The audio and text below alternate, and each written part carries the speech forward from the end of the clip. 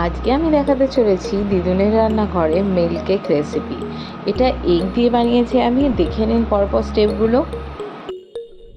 প্রথমে ডিমের কুসুম আর ডিমের সাদা অংশটা আলাদা করে নিলাম। আমি এখানে 3টে ডিম নিয়েছি।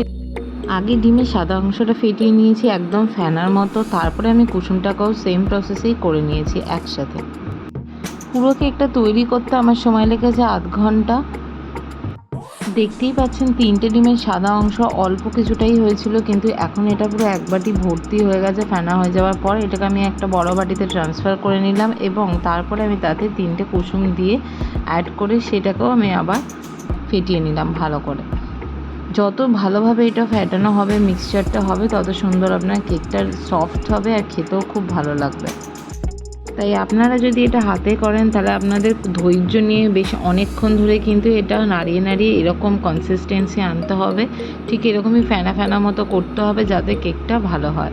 এবার আমি এখানে 1 কাপ নিয়ে নিয়েছি গুঁড়ো চিনি। আমি প্রথমে মিক্সচারে চিনিটাকে গুঁড়ো করে নিয়েছি, 1 কাপ করেছি।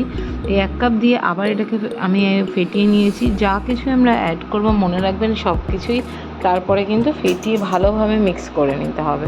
তাহলে আমি প্রথমে এখানে ডিমটাকে দিয়েছি, তারপরে দিয়েছি চিনি, তারপরে আমি সেম কাপেই 1 কাপ নিয়ে নিয়েছি ময়দা এবং সেটাকে আমি ভালো করে চেলে চেলে কিন্তু সেই আমার মিশ্রণটার মধ্যে দিয়ে দিচ্ছি বাটিটার মধ্যে।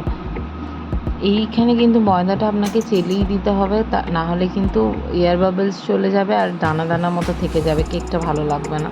তারপরে দেখতে পাচ্ছেন আমি 2টো জিনিস আর নিয়েছি, সেটা হচ্ছে বেকিং পাউডার আর ভ্যানিলা এসেন্স। যেহেতু ডিম দিয়েছি তাই বেকিং পাউডার দিলাম আমি এখানে 1/2 চামচ মতো আর 1/2 চামচ মতো ভ্যানিলা এসেন্স। তারপরে দিয়েছি 1 কাপ দুধ। এই দুধটা আমার আগে থেকে ফুটিয়ে রাখা দুধ। আর দিয়েছি 1/4 গ্রাম সাদা তেল। এই সব কিছু দিয়ে এবার এটা হচ্ছে লাস্টবার আপনাকে পুরো জিনিসটা ফেটিয়ে নিচ্ছি। এবার দেখছেন কেক তৈরির পাত্রটাতে আমি একটু সাদা তেল মাখিয়ে নিয়েছি এবং তারপর ময়দা দিয়ে এটাকে আস্তে আস্তে গ্রিস করে নিলাম। এরমভাবে আপনারা ময়দাটা ফেলে দেবেন এবং তারপরে আমার যে ব্যাটারটা করা ছিল সেটা আমি এটার মধ্যে ঢেলে দিলাম।